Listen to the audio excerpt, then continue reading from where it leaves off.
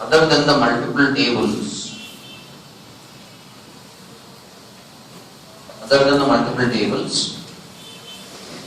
joints always produce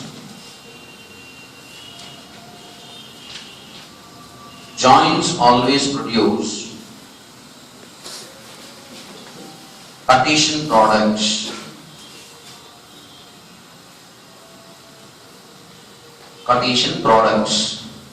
and can be huge amount of data in combinations.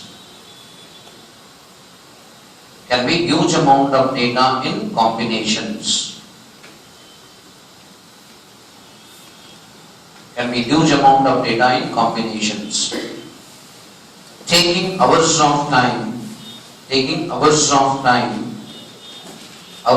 time for finalizing the execution status.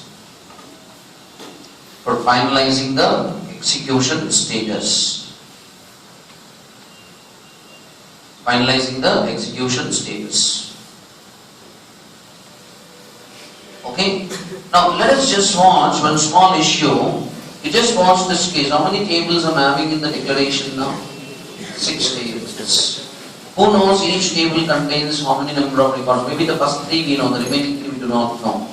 But as the number of tables increase, join can become really definitely critical. The reason you can't say I avoid joins. It's not avoidable because data in real time is designed by normalization by many tables, but presented with one single presentation. Client always wants all the data in one single place in presentation. So as the number of tables increase, it can take any amount of time, we can't say. So I just want to catch up. So we are just setting up the time on roughly 8:30 to 28 seconds we started, let us say. Then I'm just putting down my execution, okay? So it just moves on. So you just watch as my number of tables are increasing. I think my join with combination is moving on. How many number of records is moving on with Cartesian product? How much time it takes? How you can guess when you're working in real-time production services? There are very critical cases I'll tell you, man. What is the maximum time it took for you till now? Okay, till now I think you're having some amount of experience on your personal systems at least. You know, it's not real-time environment. Can you tell me what is your basic experience till now with the query taking the longest time? Can you tell me what's the longest time a query took until now? Microseconds. 3-4 hours? No. Even if you don't want the answer, it was coming, I hope so, in fraction of seconds. Sometimes we are so much frustrated, if this query is not giving me answer for another 2 days, it could be better. But we will get answer immediately within fraction of seconds and forced to try another query, I hope so. There will be certain cases I will tell you, in real time you will experience when you get on to production systems, working with real data of the client in real business, a query when executed will take more than 20 to 22 hours also to get the output. Client will cry and will say, gentlemen, I am getting fear to touch this button in my life. If I touch this button, it will take minimum 20 hours to get my output, what to do. And he says, please tune and give me. How many hours you can reduce out of this particular time from 20 hours? Very challenging world is there, I am telling you. You're just coming out of the process. That's when I said, are you ready to keep yourself different from the other people who are learning the databases anywhere in the world? If that is really a zeal with you, those students will now start enjoying the sessions. And students who are not really ready for industrial standards, few more people I'll definitely miss in the coming year, definitely, no doubt. So, the strength will not be there in the class very soon. So now you can say that everybody cannot take the pressure. You should have guts to take the pressure when you're working. Therefore, only few will be left in the class. So it's not to discourage, it's only to say the fact, because how many years we could be seeing the student psychology. You make you work 2 hours more by putting the things in more critical combinations, he can't work because he has a dream that even if I don't touch my keyboard, answers should come. Those people will never start working now because you have a different kind of target with you, thinking that Oracle should be easy. Yeah, but this is the effect of one join.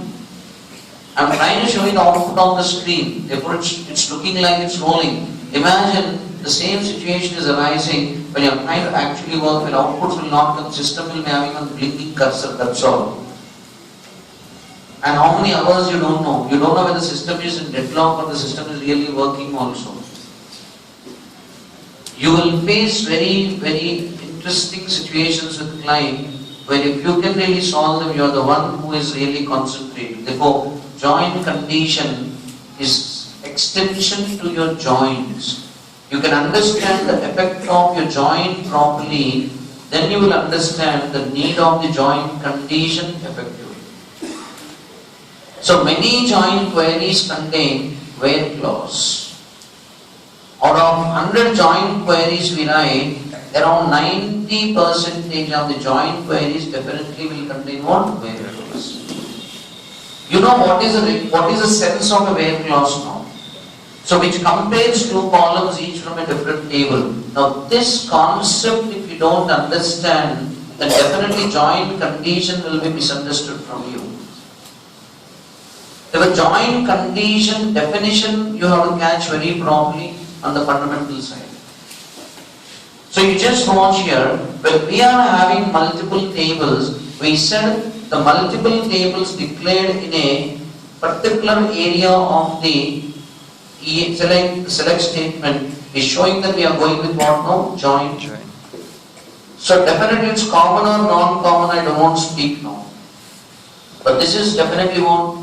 The joint principle. But it's creating Cartesian products. Yes. So I don't want my joint to go for a Cartesian product, so we'll go with a where clause.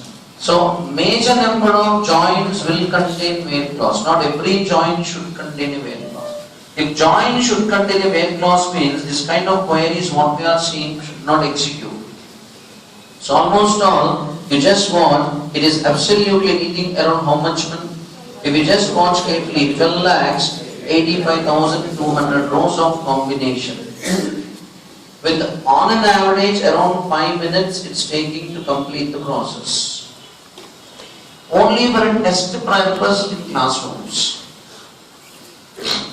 If you go to the client environment, there are cases where one table will contain average, I am speaking at the least side, 1 lakh records, to there are cases where a table can contain 5 to 6 crores of records. Imagine such tables are participating in the joints.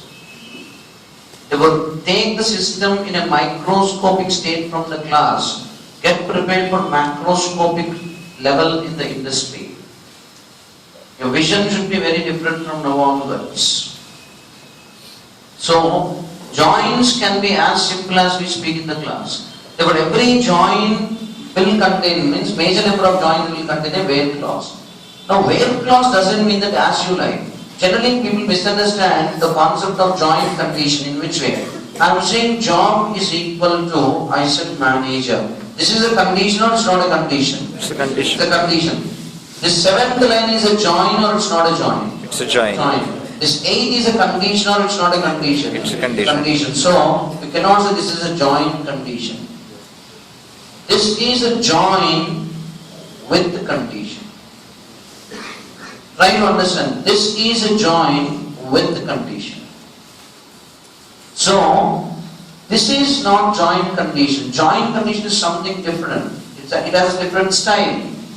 So you just watch what it's saying. Where clause which compares two columns each from a different table. Now this is once again misunderstood if you don't catch up the rules very carefully. This is from which table? EMP. EMP. Now I am saying and dname is equal to research. So if you are saying dname is equal to research, now this is nothing but we are having conditions from one table or two tables now? Two tables. Two tables. Now here once again you watch, we will get the meaning as if it's correct. But technically it's wrong. Why? Because this is a joint, no doubt, but with the conditions. With the conditions, it's not joint condition. So we are having condition with two tables. Yes, I don't think in one single condition we are applying two different conditions working. The joint condition means what? Joint condition means between both the tables, what is the common data? On that common data, at a time one condition. Means what I am saying is, get the data from EMP and DEPT, go and catch the employees table department number. Go and catch me employees department number. Every employee will have a department number or not? Yes. If the employee is having a department number, go and search immediately with the department tables department number. Means where the employee's department number is matching with the same department number in the department table, such a records you give me. So, this is a condition on two tables or one table? Two tables. As one single condition or two conditions? One single As condition. One single condition. So, this is joint condition. This is joint condition. So try to understand joint, but joints are always depending on which principle, man? Common data. Common data principle. They are not depending on primary key and foreign key. If primary key and foreign key is there, join is always successful. Why? Because common data is Why? Between primary key and foreign key, common data will be there. If a student who understood the concept of primary keys and foreign keys or uniques and foreign keys, that student is 40% half the way to the joins and joint conditions effectively. Sir, I have my own doubts in primary keys and foreign keys. You continue with your doubts, but I am going to close my joins. So, joint condition is not any condition. Joint condition is very special. It is a single condition that is executed between two different kinds of tables on the common data, not common column, common data. Don't say common column, are you catching me? It may be common column. Here the data should be common. Data should be common in the sense, data type should match, size should match, and values should match. If it is, all these three things are matching, joint condition is highly logical and successful. So try to understand these particular factors as quick as possible in the process. So, I hope you are catching the definition of the joint condition effectively. Such a kind of condition that is applied is called as what now? Joint condition. To execute a joint, what Oracle does? Oracle combines pairs of rows, each containing one row from each table. Now what actually Oracle does now? It goes and gets the data from these two tables, but in which way? Gets the first record from the first table and goes and scans for this data in the second table. In the second table, n number of records can be there. In this n number of records, wherever the condition becomes true, those records it will throw outside. Means even now how many comparisons are taking place? 56. Even now how many comparisons are taking place internally when the join is executed? 56 comparisons will take place. Number of comparisons are not reducing. Right or doesn't? Therefore join never reduces the Cartesian product. Join will be internally having Cartesian product. Join condition is also not reducing the Cartesian product. But what is happening? The actual principle of where clause is what? Actual principle of where clause. Returning True or false. If it is true, the data comes outside. If it is false, the data gets suppressed. So now what is happening in joins? It is taking one record from one table, comparing this record with all the records in the next table. Wherever the record is becoming true, the data will come out. All the remaining times it will be suppressed. So, is where clause is working in its own natural form or any unnatural form now? Natural form. Therefore, your principles of where clause are confusion with the process, the joins will take much time. You should never forget the principle of Weir clause. Its job is only compare and return either true or false. I think we had a diagram definitely long back for that purpose very clearly. So, we never neglected anything as a process. There were Oracle combines pairs of rows, each containing one row from each table, for which the join condition is evaluating the true. So the columns in the join conditions, whatever you declared, need not be part of the select list. Means what? See, the join condition is on which column? Come on now. Department number. The department number should be in the projection is not a rule. It may be. Already we know this rule long back. Columns in the where clause should be in the projection is not a rule. Same rules are followed by Oracle here also. Only for our convenience we can declare it. To keep ourselves with clarity we can declare it. So you just watch, the moment I declared this,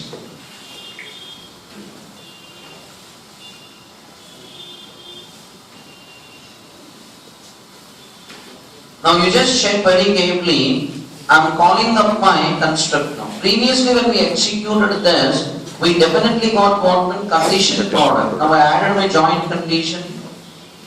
Once I go with my joint condition, you can just watch now. So it's giving me how many rows exactly? 14 rows. 14 rows. So 56 combinations now also took place. But on every record 3 times it became false. Therefore they did not come. One time it became true, it came outside. So join conditions are making the joins more consistent or less consistent? More consistent. More consistent. Therefore you know what is a join and you know why a join condition. Now I think you have completed the major process of this. I was very slow on this process because for the first time people you should not have any confusions on the issues. The where clause of a join query, just catch me with few more points. The where clause of a join query can also contain other conditions that refer to columns of only one table. It can contain once again some other conditions also. The join conditions doesn't mean that you should not have any other conditions now. This is our major concentration. But be very specific and be very clear. If I want, I can have extended conditions now. What all you did previously will happen. Nothing will be kept as we are only extending with one more table or 2 more tables. So you just watch it. I am saying here, job in, I am saying manager, and I am saying salesman. And I can directly go with and I can say sal between 1100 and 2500. We can just go and say and dename in, we can say research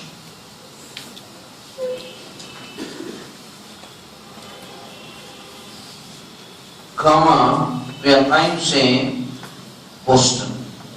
So sales. You can write any number of other conditions here. These conditions can be straightforward, expressional, whatever you learned all these days. I just want you to check one thing. Are we not discussing only this as an extra concept today? Your practice on the fundamentals is not clear. That's where I think many students will think joins are difficult when they leave the classes. That's their problem now. So, these are called as, these extra conditions what you are having, they are basically called as what? You need to always understand extended condition to join condition. So I can say this is extended condition 01 to the join condition. Means without keeping the join condition aside we are working. So this is my extended condition 3 joint condition. So are we not having multiple number of extra conditions? So which kind of conditions I can give? What all I told you before, constraints. I will go back in the process. Therefore, joins should not have any other conditions wrong. You have to practically, that's what my job is easy because to the topic I will speak. Your job is complicated, you have to recollect everything and you have to work. So to execute a join of 3 or more tables, if it is 2 tables, Oracle is working now. If it is 3 tables, Oracle never executes. Not only Oracle, any database in the world will never execute all join at a time. Means within the from class, if you have 3 tables, at a time 3 tables are not working. What is happening? First it will take 2 tables, works on the join condition, the result will be kept in the buffer, 3rd table is joined. The result is kept in the buffer, 4th table is joined. The result is kept in the buffer, 5th table is joined. Means joins are executed in a cascading style or no? So 2 to the next table, 2 to the next table, in this way it will be going on. Therefore even if million tables are coming in the from block, joins are not happening at a time. Therefore the most 2 tables that should be joined initially you have to plan. So how you can know this? If you know the connectivity of data between the tables, from which table to which table the data is flowing, then only you can do this. That's why I say, to execute and write joins, you should have system analysis, modeling, prototyping. These intelligence is not compulsory.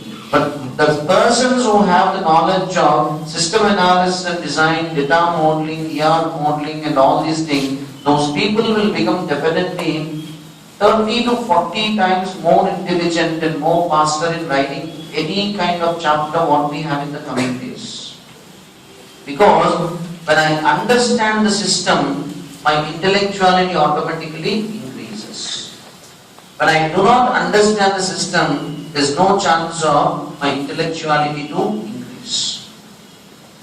So try to understand this particular factors as quick as possible. If you just want table 1 will be joined with table 2. Then that becomes one result. Then with table 3.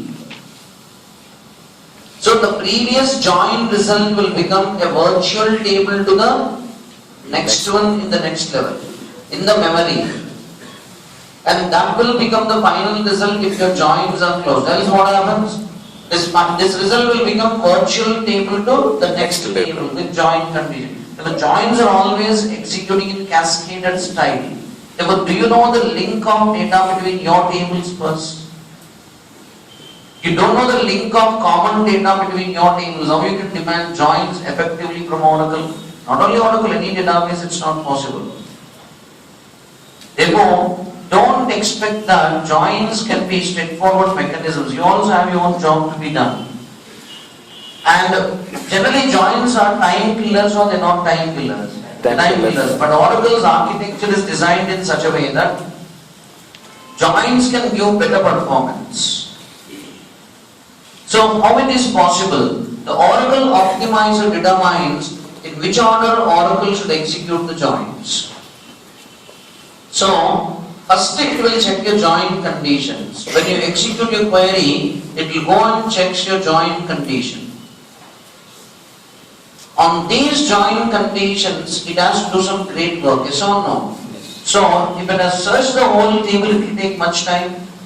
But immediately what it does is, after checking the join condition, it will check whether any indexes are there on those columns or not. Means in between these 2 columns on which you wrote a join condition, check at least any column is having index or not. If any column is having index, then goes to the index rather than the table. Because index-based operation is more faster than table. Then once the index is found, then there is always a chance once again by Oracle to check the statistics. Even if index is not there, it will search for statistics. If statistics are there, it will be more faster. What is statistics now? who was using this kind of query previously, what data he was getting out of this particular query, from where he got such kind of data. Oracle will maintain internally one statistics. If statistics are already there, Oracle will never suggest with this data on the physical system at any point of time. Since it is not searching for this data on the physical system, what's going to happen now? It will get the data more faster. But whenever Oracle is working on joins, what it is doing? First it is checking the join conditions. The columns on which the join conditions are written, it is checking whether they have indexes or not. If indexes are there, then it's checking whether statistics are available or not. If all these three things are very perfectly working on, then your join will be very faster. That's the only reason you watch the intelligence of Oracle. The moment you create a primary key or unique, it is creating an index. Why? It is so intelligent in pre-calculation that a primary key column and unique may have a foreign key in future. If a foreign key comes between a primary key and foreign key, then between these two columns common data will be there.